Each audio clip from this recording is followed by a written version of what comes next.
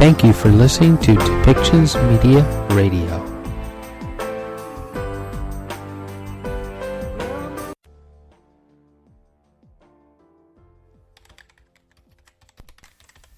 Welcome to Policy and Rights, the show about government policy and human rights.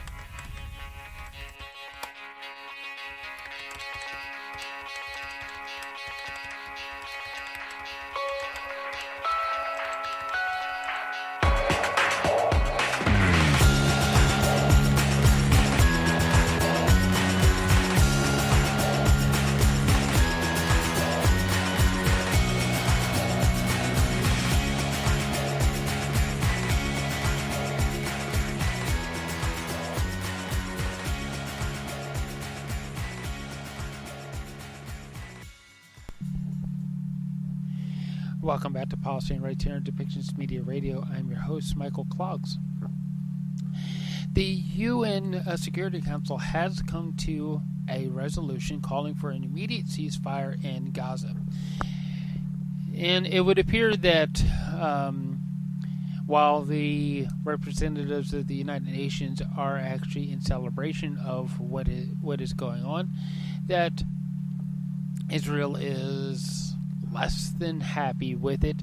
They, as reported through the BBC, that Israel canceled a delegation's visit to the White House after the UN Security Council passed a resolution calling for the immediate ceasefire and the release of hostages held by Hamas.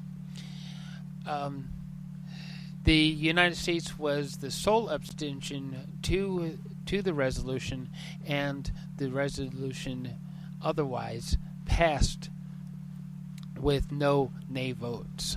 You'll hear that vote later on in this particular podcast.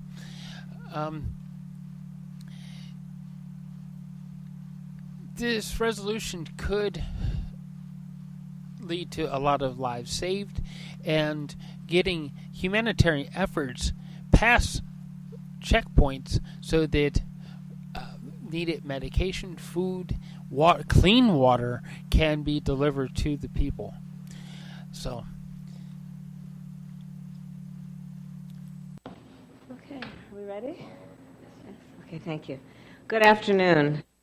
President Arevalo, welcome to Washington, D.C. It is good to see you after we have talked on the phone, but it was my pleasure to congratulate you by telephone on your election in September, when we spoke in September, and now, of course, it is my great pleasure and honor to welcome you to the White House.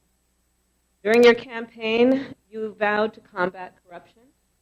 You pledged to build a coalition to represent all Guatemalans and include members of the indigenous community in the democratic process. And you committed to expand access to health care and education, to combat the climate crisis, and to grow your economy. And it was clear that the people of Guatemala voted resoundingly in your election and for your message of reform. Your election has brought a sense of optimism to the people of America and around the world. And despite the challenges that have been posed to Guatemala's democratic process, the United States was proud to stand with you, Mr. President, following a free and fair election and throughout your transition. And the will of the people of Guatemala, by our observation, has triumphed. For the past 3 years, I have led our administration's efforts to address the root causes of migration from northern Central America and to create what we have named the Root Causes Strategy. That strategy rests on 5 pillars. 1, to invest in economic development in the region. 2, to combat corruption and promote good governance. 3, to respect human rights and labor rights. In addition, to reduce violence, and finally, to address gender-based violence. This work is improving lives and livelihoods in the region and addressing the factors that drive people to migrate to the United States. Mr. President, I believe your presidency offers an important opportunity for us to strengthen U.S.-Guatemalan relations and make further progress on each of the 5 pillars I have outlined. In particular, Mr. President, I commend you for your steadfast commitment to combat corruption. Corruption, of course, erodes trust in democracy and prevents governments from responding to the needs of their people. Corruption is also an impediment to U.S. investment and threatens economic growth. As American business leaders need stability, predictability, and rule of law to make their investments in countries like Guatemala worthwhile. And corruption, of course, empowers criminal organizations and perpetuates violence, all factors that drive people to leave their home country. Mr. President, as you hold corrupt actors accountable and promote good governance, we support you. Your leadership can help rebuild Guatemalans' people's trust in their institutions and give them a sense of hope and opportunity. Our work under the root causes strategy represents long-term development efforts. The problems, of course, did not occur overnight, and the solutions will not be achieved overnight. Yet we have seen short-term progress in Guatemala, El Salvador, and Honduras. Thus far, the root causes strategy has helped as many as 63,000 farmers increase their production and income, has reached nearly 3 million youth through primary and secondary education. We have trained more than 18,000 police officers and nearly 27,000 people to strengthen judicial systems. And we have supported thousands of labor and human rights activists throughout the region. When I first started my work on root causes, I recognized that we needed to involve the private sector in order to have a lasting impact on irregular migration. A critical component of our strategy has been to increase private sector investment in the region to help create jobs and expand economic opportunity. I believe that public-private partnerships are essential to combine the resources, the experience, and the expertise of the private sector with the reach and the capacity that only governments can provide. And growth and opportunity will far exceed what either the public or private sector can do independently.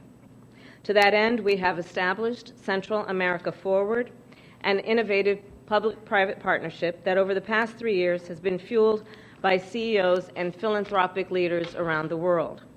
I am pleased to announce that as of today, this partnership has generated more than $5.2 billion in private sector commitments, with more than 50 companies representing financial services, textiles, apparel, agriculture, technology, and telecommunications.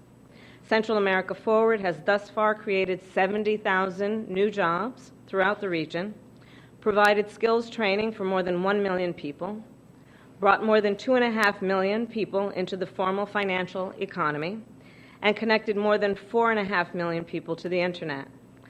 Today's announcement of more than $1 billion in new investments includes energy transmission projects to connect people to the grid, an initiative to transport crops from small farms to new and larger markets, construction of a new industrial park, and digital financial inclusion and workforce development programs.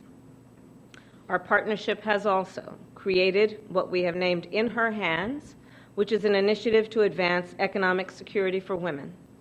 We have launched the Good Governance, Good Jobs Declaration, which includes a corporate pledge on the rule of law to support labor rights, combat corruption, and increase transparency. We have sent a team to Honduras to explore development of infrastructure projects and to expand an economic corridor.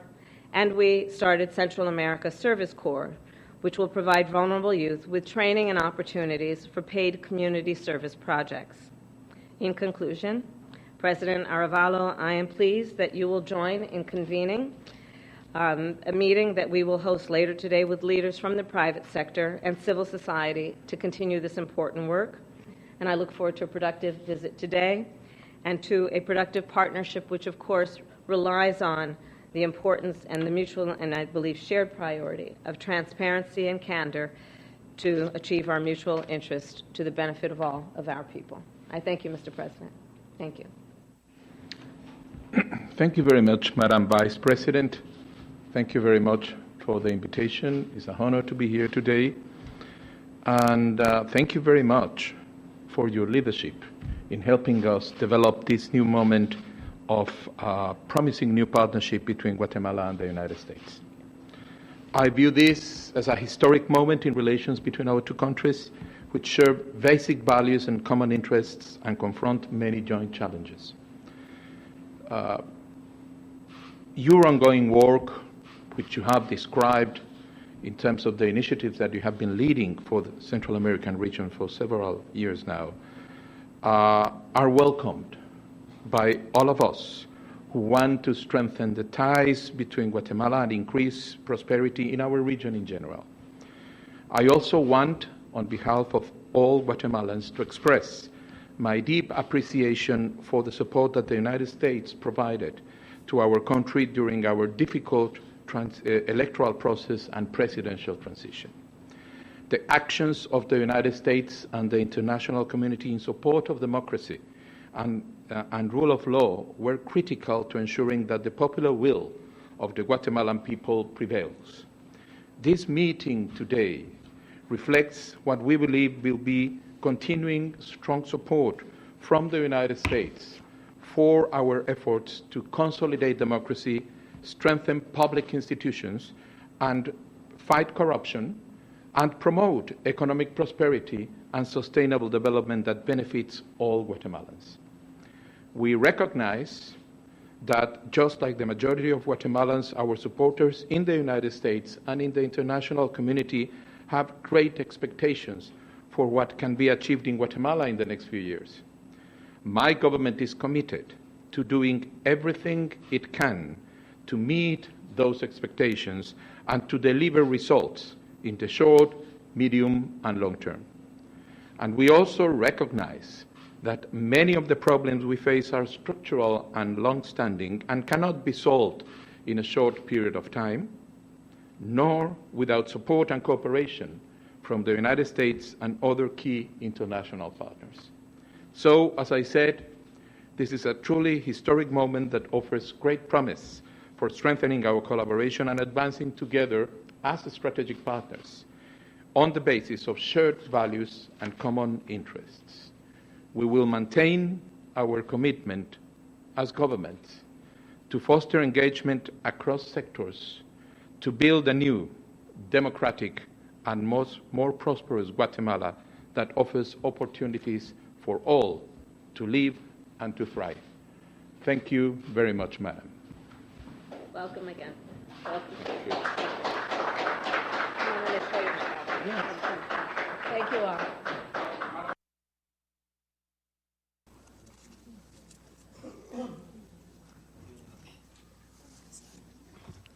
The 9,586th meeting of the Security Council is called to order. At the outset of the meeting, I should like, at the request of the delegation of the Russian Federation and on behalf of the members of the Security Council, to ask that all those present now stand and join in observing a minute of silence to present its condolences and sympathy to the government and people of Russia, and in the memory of victims of the heinous and cowardly terrorist attack at the concert hall in Moscow region, the Russian Federation, on 22nd of March. I now invite you to stand and observe a minute of silence.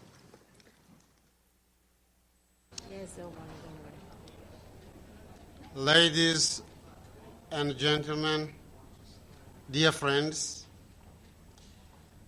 I would like to make a statement on behalf of the elected members of the Security Council, who are Algeria, Ecuador, Guyana, Japan, Malta, Republic of Korea, Sierra Leone, Slovenia, Switzerland, and my own country, Mozambique. It is a historical day for the Council.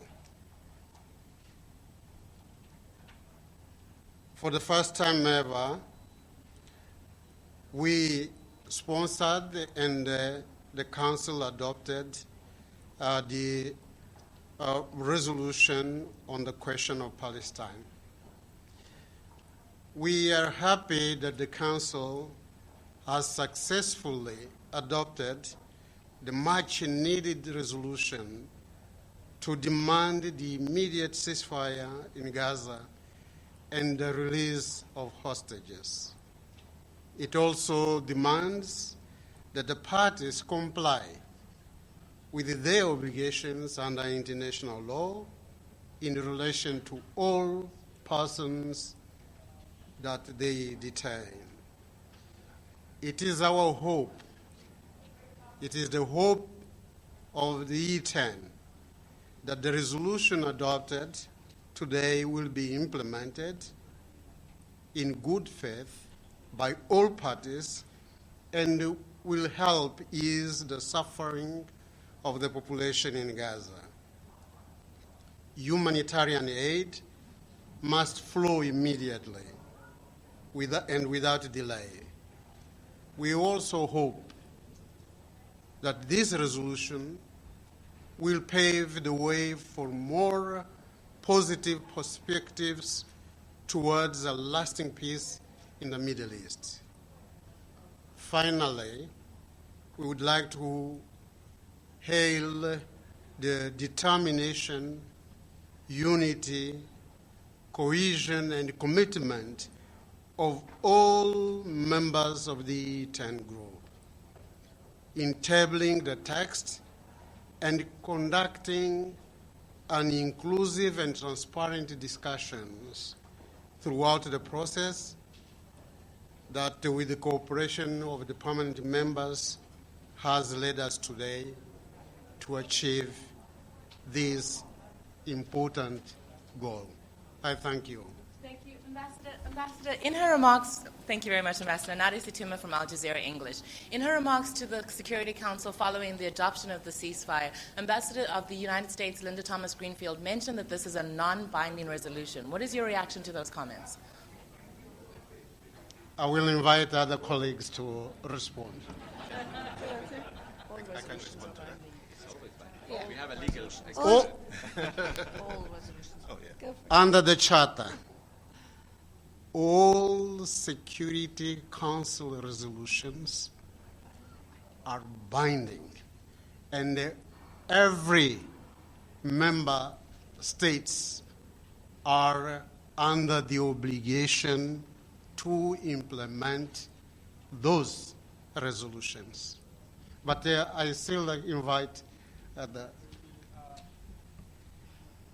maybe legally speaking, it's non-binding because in accordance with the UN Charter, all Security Council decisions must be implemented and legally binding, but this resolution did not use the word decide. And it did not invoke Chapter 7 of the Charter, so legally speaking, it may not be legally binding, but morally, as I said in my statement, this reflects the consensus of the international community, so it should be implemented. All United Nations Security Council resolutions are binding and mandatory. I have been a member of the International Law Commission for 15 years and president, and I know what I'm saying. Thank you, Okay? If I could add, firstly, just to say that it's an important day for E10 unity. And so the question about the binding nature of the resolution is a legal one. And following the view of the permanent representative of Mozambique, who was a member and chair of the ILC, being a legal practitioner myself and being part of the Sixth Committee for over 5 years, I will say it is binding. And it's not just my words, it's also the words of the International Court of Justice in the advisory opinion 1971, advisory opinion given by the ICJ. So I think it should be clear to everyone that this resolution is binding on the parties. Thank you. Can I follow up on comments about Chapter 7 and how if it's not a Chapter 7 resolution, it's not legally binding, as the ambassador from the Republic of Korea has mentioned? I think you had the answer already. Thank you very much. Thank you. But I invite you to have some international law with me.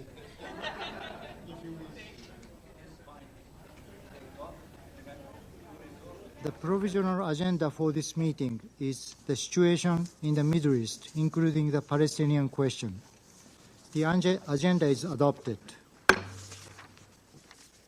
In accordance with Rule 37 of the Council's Provisional Rules of Procedure, I invite the representatives of Israel and Yemen to participate in this meeting. It is so decided.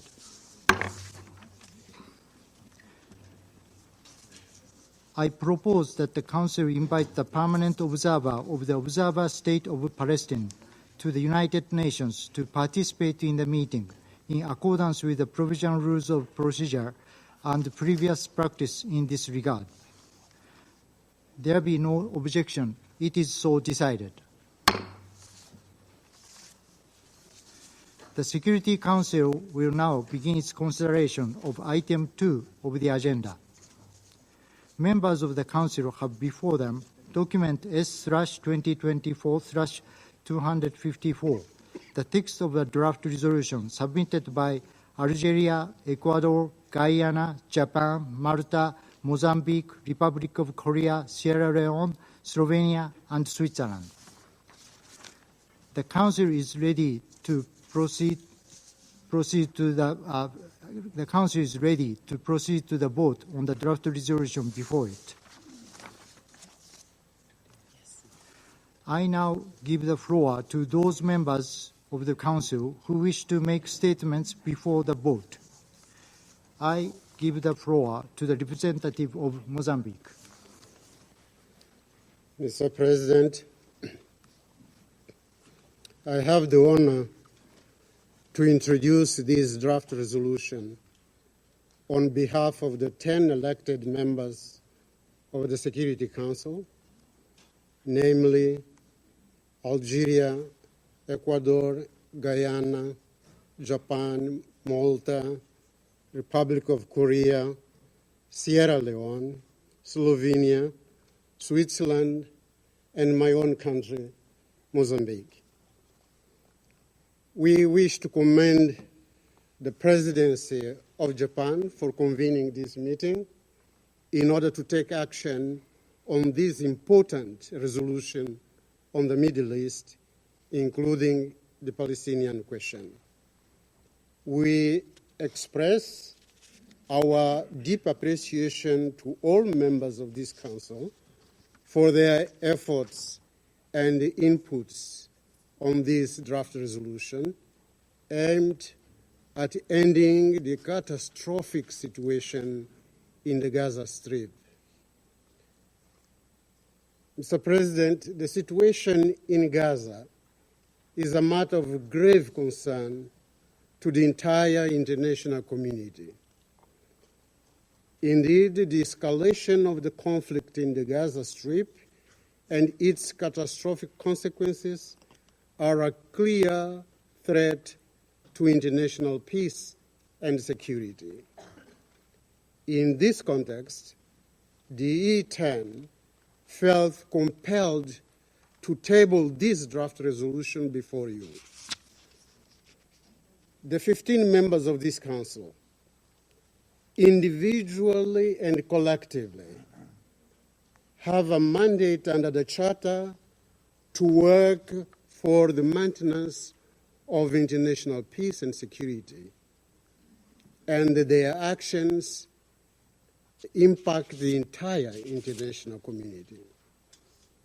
This is the strong conviction that led to the drafting of the text that we are considering this morning. This Council has been consistently unanimous in its agreement on the obligation of the parties in conflict to respect international law, including international humanitarian law and international human rights law. D10 have always supported the call for an immediate ceasefire in Gaza as a fundamental step. For this reason, and in respect for the holy month of Ramadan, we have proposed the present resolution that demands an immediate ceasefire during this second period, leading to a permanent and sustainable ceasefire. At the same time, the draft resolution demands the immediate and the unconditional release of all hostages and emphasizes that humanitarian access must be allowed to address their medical and other humanitarian needs. These have been among our key demands for weeks. The draft resolution further demands that the parties comply with their obligations under international law, as we said before, including international humanitarian law and human rights law. The draft resolution also emphasizes the need for the parties to abide by the pertinent resolutions adopted by this Council, including resolutions 2712 and 2720 of 2023. The E10 have adopted a consultative approach during the negotiation process of this text. We have consulted extensively and in good faith with all members of this Council in a frank, open, and flexible manner with the aim of achieving a text that addresses the situation in Gaza. The adoption of this draft resolution will certainly be another important step this Council can build upon to comprehensively address the crisis in Gaza. Given the utmost urgency of the situation, we call upon all members of this Council, all and each member of this Council, to vote in favor of this resolution. While this resolution is crucial, it is essential that we continue working towards a comprehensive ceasefire and a lasting peace in the region. I thank you, Mr. President. I thank the representative of Mozambique for their statement. I give the floor to the representative of Russian Federation. Mr. President, we are extremely stunned and disappointed about the way the work on the draft resolution in the last 24 hours was done. The fact that the word permanent in OP1 relating to a ceasefire is proposed to be replaced by a more weak wording was something we learned about a little more than an hour before the beginning of the meeting. That is unacceptable. We all received instructions for the vote on the text that contained the word permanent, and we believe that that is of fundamental importance. All of the remaining wording leaves too broad an area for interpretation, which could allow Israel to resume its military operation in the Gaza Strip at any moment following the expiry of the ceasefire, which we today hope will be established.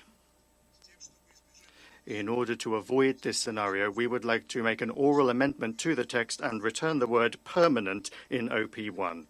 In so doing, it would read as it read in the previously issued resolution, namely, demands an immediate ceasefire for the month of Ramadan, respected by all parties, leading to a permanent sustainable ceasefire, and also demands the immediate and unconditional release of all hostages, as well as ensuring humanitarian access to address their medical and other humanitarian needs, and further demands that the parties comply with their obligations under international law, in relation to all persons they detain. Благодарю вас. Thank you. I thank the representative of Russian Federation for their statement.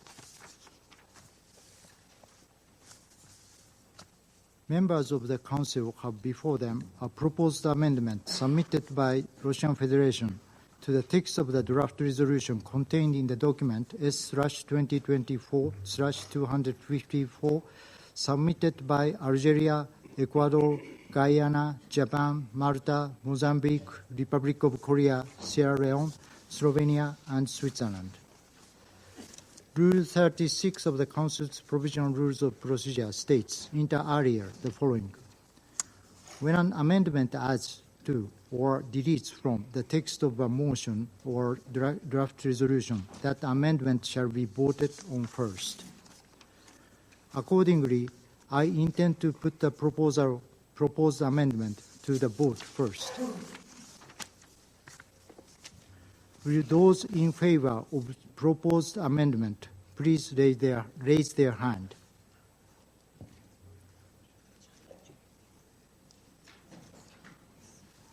Against?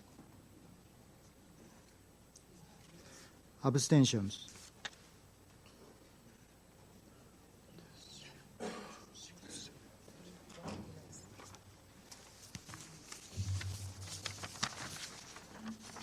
The result of the voting is as follows.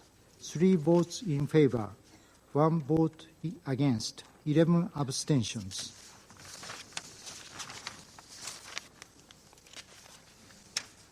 The proposed amendment has not been adopted, having failed to obtain the required number of votes.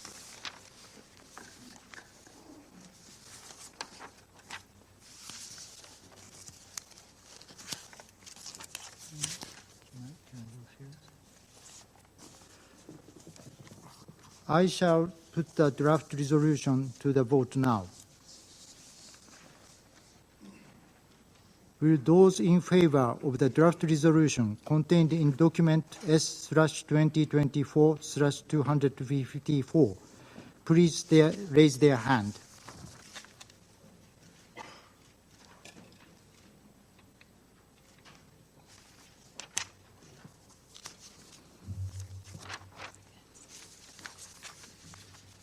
Those against?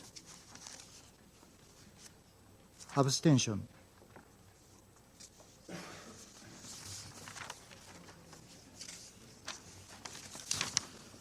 The result of the voting is as follows.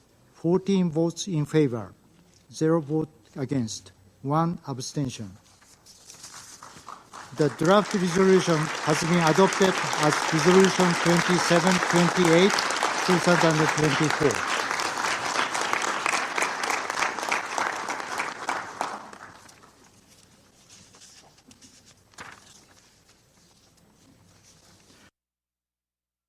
There's a big question. Is this ceasefire resolution going to be binding?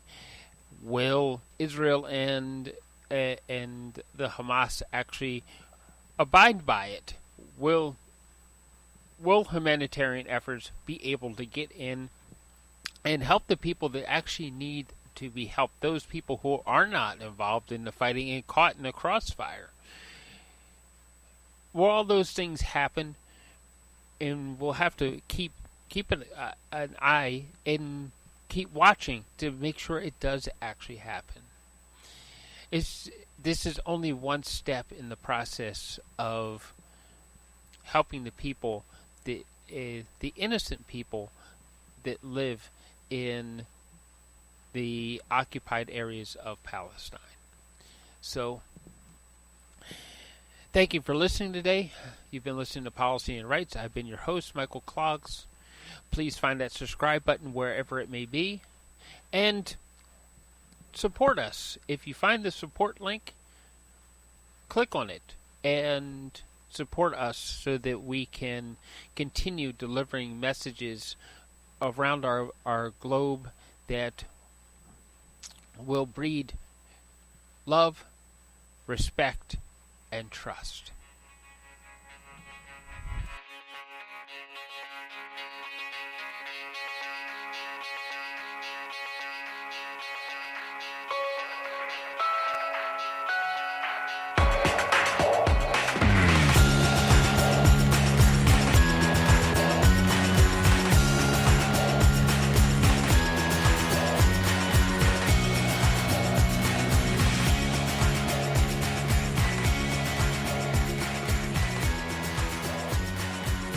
This show has been produced by Depictions Media.